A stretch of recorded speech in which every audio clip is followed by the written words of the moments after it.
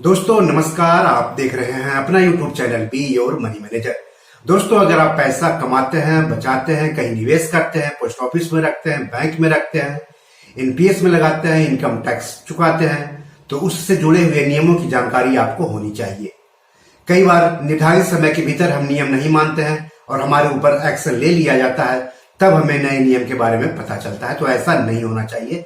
तो 1 अप्रैल वित्त वर्ष की शुरुआत होती है और पैसों से जुड़े हुए कई नए नियम लागू होते हैं, कई पुराने नियम बदल दिए जाते हैं।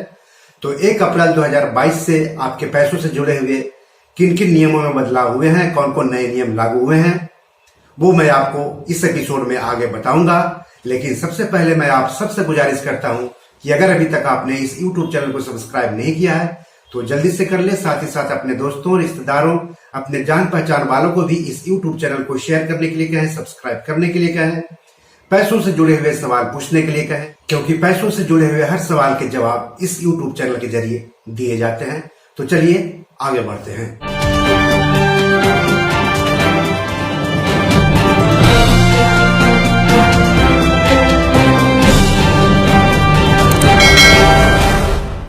तो 1 अप्रैल 2022 से पैसों से जुड़े हुए 16 जरूरी बदलाव पहले मैं बता देता हूं, उसके बाद मैं हर बिंदु पर विस्तार से बात करूंगा।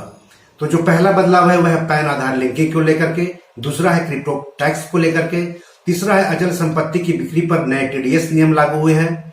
आईटीआर दाखिल नहीं करना आपको महंगा पड़ेगा। पांचवा है होम लोन लेने वालों को झटका लगा है। छठा है पोस्ट ऑफिस सेविंग्स स्कीम से जुड़े नए नियम लागू हुए हैं। सातवां है म्यूचुअल फंड में निवेश के लिए नए नियम लागू हुए हैं। आठवां है पीएफ खाते पर टैक्स और 2 खाता से जुड़े नियम लागू हुए हैं। नौवां है एक्सिस बैंक और पीएनबी के नए नियम। 10वां है बैंक खाता आपका फ्री हो सकता है अगर आप नए नियम नहीं माने तो। 11वां है बुजुर्गों के लिए विशेष एफडी योजना पर क्या अपडेट है। 12वां है पीएमवीवीवाई यानी प्रधानमंत्री वय वंदना योजना को लेकर के क्या बदलाव है। 13वां है आईटीआर दाखिल करने से छूट को लेकर के क्या बदलाव है। 14वां है अपडेटेड आईटी रिटर्न दाखिल करने को लेकर के नए नियम क्या है। 15वां है राज्य सरकार के कर्मचारियों का एनपीएस डिडक्शंस को लेकर के क्या नियम है। और 16वां है दिव्यांग का इलाज कराने पर टैक्स छूट लाभ को लेकर के क्या नियम है।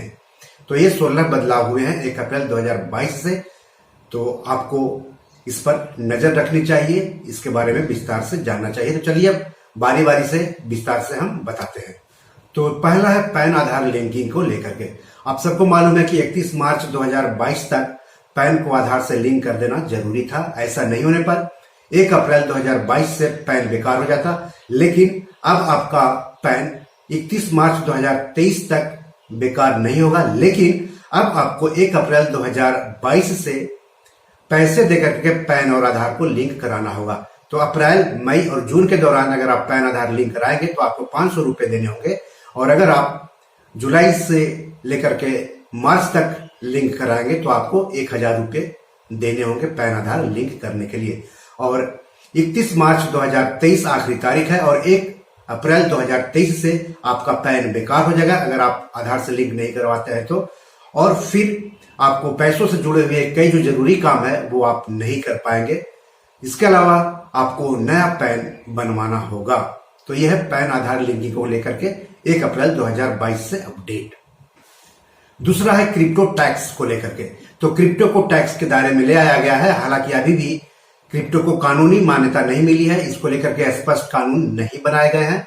तो 1 अप्रैल 2022 से क्रिप्टो के बेचने पर, खरीदने पर जो आपको मुनाफा होगा उस मुनाफे पर 30% टैक्स देना होगा। और 1 जुलाई 2022 से क्रिप्टो के खरीदने बेचने पर 1% टीडीएस देना होगा। तीसरा है अचल संपत्ति की बिक्री पर नए टीडीएस नियम। तो अचल संपत्ति की खरीद बिक्री पर नए टीडीएस नियम 1 अप्रैल 2022 से लागू हुए हैं। नए टीडीएस नियमों के अनुसार अचल संपत्ति का खरीदार संपत्ति बेचने वाले को भुगतान की गई राशि पर 1% की दर से या स्टाम्प शुल्क मूल्य जो भी अधिक हो उस पर कर की कटौती करेगा, यानी टीडीएस काटेगा। अचल संपत्ति की बिक्री पर टीडीएस नियम तब लागू होगा जब अचल संपत्ति का बिक्री मूल्य या प्रॉपर्टी का स्टाम्प शुल्क 50 लाख रुपए से अधिक हो। इससे पहले खरीदार द्वारा विक्रेता को भुगतान किए गए पैसे पर टीडीएस काटा जाता था।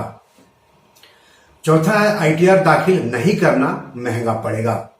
आईटीआर दाखिल नहीं करने पर 1 अप्रैल से अधिक टीडीएस टीसीएस देना होगा। पिछले 2 साल का आईटी रिटर्न दाखिल नहीं करने पर अधिक टीडीएस टीसीएस देना होगा। बजट 2021 में इसकी घोषणा की गई थी और बजट 2022 में इसमें कुछ बदलाव किए गए।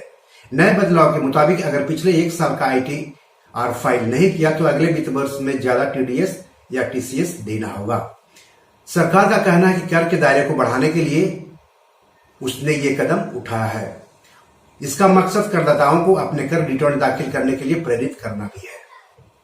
हालांकि अगर आपकी आमदनी का जरिया सैलरी और भविष्य निधि यानी प्रोविडेंट फंड है तो ज्यादा टीसीएस या टीडीएस का नियम नहीं लागू होगा, लेकिन आईटीआर फाइल नहीं करने पर ब्याज आमदनी, डिविडेंड आमदनी पर अधिक टीडीएस टीसीएस वसूला जा सकता है।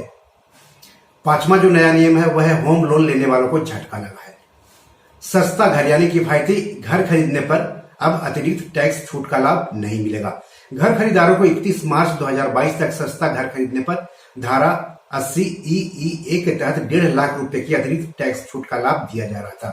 यह फायदा सेक्शन 24 के अंतर्गत होम लोन के ब्याज पर मैक्सिमम 2 लाख रुपए तक के टैक्स रिडक्शन क्लेम के फायदे के अलावा था। लेकिन 1 अप्रैल 2022 के बाद अगर आप सस्ता घर खरीदने का मन बना रहे हैं तो शायद आपको ये फायदा नहीं मिलेगा, क्योंकि सरकार ने बजट 2022 में इस टैक्स छूट लाभ को आगे नहीं बढ़ाया है।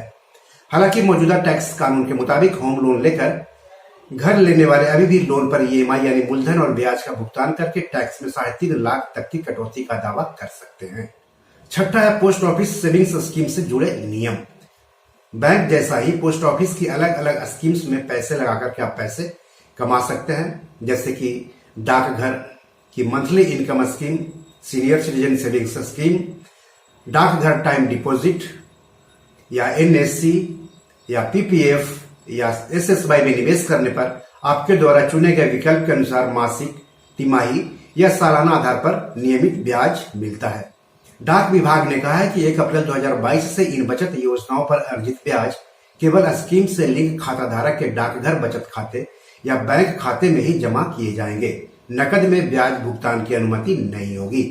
यानी अगर आपका पोस्ट ऑफिस में किसी स्कीम में निवेश है या निवेश करने जा रहे हैं तो उस निवेश को आप अपने पोस्ट ऑफिस बचत खाता से या बैंक बचत खाता से जोड़ दें, ताकि आपका ब्याज आसानी से आपके बचत खाते में ट्रांसफर किया जा सके।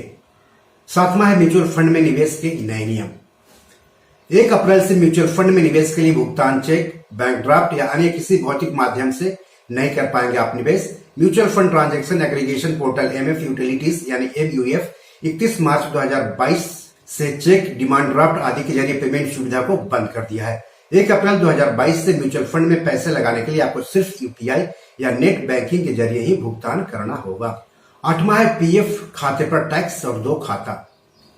1 अप्रैल से मौजूदा पीएफ खाते को 2 भागों में बांटा जा सकता है, जिस पर टैक्स भी लगेगा। नियम के मुताबिक पीएफ खाते में 2.5 लाख रुपए तक के योगदान पर कोई टैक्स नहीं लगेगा। इससे ऊपर के योगदान पर मिलने वाले ब्याज पर टैक्स देना होगा और उसके लिए अलग से खाता बनेगा। 9वां है एक्सिस बैंक और पीएनबी के ग्राहकों के लिए नए नियम। एक्सिस बैंक ने बचत खाते में मिनिमम बैलेंस सीमा 10,000 रुपए से बढ़ा करके 12,000 रुपए कर दिया है। बैंक ने निःशुल्क नकद निकासी की निर्धारित सीमा को भी बदलकर 4 बार या 1.5 लाख रुपए कर दिया है। उधर पीएनबी यानी पंजाब नेशनल बैंक 4 अप्रैल से पॉजिटिव पे सिस्टम यानी पीपीएस नियम लागू कर रहा है। इसके तहत 10 लाख और इससे अधिक राशि के चेक के लिए सत्यापन जरूरी होगा। 10वां नियम है कि बैंक खाता आपका फ्रीज हो सकता है। यदि आपका बैंक खाता केवाईसी के अनुरूप नहीं है तो आप अपने खाते का संचालन 1 अप्रैल 2022 से नहीं कर पाएंगे। दरअसल देश के केंद्रीय बैंक भारतीय रिजर्व बैंक यानी आरबीआई ने सभी बैंकों और एनबीएफसी को 31 मार्च 2022 तक ऐसे सभी ग्राहकों के खातों को फ्रीज करने के निर्देश दिए थे जिन्होंने केवाईसी नियमों को पूरा नहीं किया है। केवाईसी यानी अपने ग्राहक को जानो। इसके तहत आवासीय और पहचान के दस्तावेजी सबूत जमा करने होते हैं। आरबीआई ने केवाईसी करने की डेडलाइन को 31 मार्च 2022 से आगे अभी तक नहीं बढ़ाया है। यानी 1 अप्रैल 2022 से बैंक और एनबीएफसी बिना केवाईसी वाले खाते को फ्रीज करना शुरू कर सकते हैं। बैंक खाता फ्रीज हो जाने पर आप खाते से ना तो पैसे निकाल सकेंगे और न ही पैसे जमा कर पाएंगे। किसी भी तरह की परेशानी से बचने के लिए जल्द से जल्द केवाईसी करवा ले तो बेहतर रहेगा। 11वां जो बदलाव है वह है बुजुर्गों के लिए विशेष एफडी योजना। वरिष्ठ नागरिकों के लिए कोरोना में SBI, ICICI bank, bank of Baroda HDFC bank ने विशेष फिक्स डिपॉजिट यानी FD योजना शुरू की थी, जिसमें वरिष्ठ नागरिकों को ज्यादा ब्याज दिया जा रहा था FD पर अगर वो खास अवधि के लिए निवेश करते तो इसमें वरिष्ठ नागरिक को ज्यादा फायदा मिलता। लेकिन HDFC बैंक और बैंक ऑफ बड़ौदा 1 अप्रैल से ये योजना बंद कर सकते हैं। 12वां है प्रधानमंत्री वय वंदना योजना यानी PMVVY पर ब्याज को लेकर नए नियम क्या है। तो प्रधानमंत्री वय वंदना योजना पर 1 अप्रैल 2022 से सीनियर सिटीजन सेविंग्स स्कीम यानी SCSS जितना ब्याज मिलेगा। हालांकि इस स्कीम पर पहले हर साल 7.4% ब्याज मिल रहा था। प्रधानमंत्री वय वंदना योजना LIC के द्वारा चलाई जाती है, जबकि SCSS में खाता खुलवाने के लिए आपको पोस्ट ऑफिस में जाना होता है। SCSS भी सीनियर सिटीजन के लिए है। अप्रैल मई जून 2022 के दौरान SCSS में निवेश करने पर मैच्योरिटी तक 7.4% ब्याज हर साल मिलेगा। आपको बता दूं कि हर 3 महीने पर सरकार SCSS की ब्याज दर की समीक्षा करती है और कभी घटाती है, कभी बढ़ाती है और कभी जस का तस रखती है। सरकार ने साथ ही साफ कर दिया है कि प्रधानमंत्री वय वंदना योजना पर किसी भी हाल में हर साल 7.75% से ज्यादा ब्याज नहीं दिया जा सकता है। 13वां जो नया नियम है वो ITR दाखिल करने से छूट को लेकर के है। 75 साल या उससे अधिक की आयु के वरिष्ठ नागरिक को 1 अप्रैल 2022 से ITR दाखिल करने से छूट मिल गई है। हालांकि इसके लिए सीनियर सिटीजन को कुछ शर्तों का पालन करना होगा और बैंक में इसके लिए घोषणा पत्र देनी होगी। 14वां नियम है अपडेटेड IT रिटर्न दाखिल करना। 1 अप्रैल 2022 से टैक्स पेयर्स के लिए एक खास सुविधा शुरू की गई है। यदि आप किसी गड़बड़ी या गलती को सुधार कर फिर से ITR भरना चाहते हैं तो भर सकते हैं। 15वां जो नया नियम है वह है राज्य सरकार के कर्मचारियों का NPS रिडक्शन। राज्य सरकार के कर्मचारी अब नियोक्ता द्वारा अपनी बेसिक सैलरी और महंगाई भत्ते के 14% तक NPS योगदान के लिए सेक्शन 80CCD2 के तहत कटौती का दावा कर सकेंगे, जो कि केंद्र सरकार के कर्मचारियों के लिए उपलब्ध कटौती के अनुरूप होगा। 16वां है दिव्यांग का इलाज कराने पर टैक्स छूट लाभ। बजट 2022-23 में दिव्यांग व्यक्ति के माता पिता और अभिभावक के लिए एक नया कर लाभ दिया गया है। इसके अनुसार यदि विकलांग व्यक्ति के माता पिता या अभिभावक लाभार्थी के रूप में एक बचत जीवन बीमा पॉलिसी खरीदते हैं तो उसके लिए भुगतान किए गए प्रीमियम के लिए सकल आय से कटौती के रूप में दावा किया जा सकता है। इस टैक्स छूट का दावा उन मामलों में भी किया जा सकता है जहां पॉलिसी के लाभ या भुगतान शुरू होता है जबकि पॉलिसी का खरीदार अभी भी जीवित है। अगले साल के ITR में इसका दावा कर टैक्स लाभ लिया जा सकता है। तो इस तरह से पैसों से जुड़े हुए 16 जरूरी बदलाव किए गए हैं। 1 अप्रैल 2022 से बदलाव शुरू हो गए हैं। तो बी योर मनी मैनेजर में आज इतना ही, लेकिन अपने फाइनेंशियल सफर को सुहाना बनाने के लिए देखते रहिए अपना YouTube channel be your money manager और पढ़ते रहिए beyourmoneymanager.com। तो धन्यवाद, नमस्कार।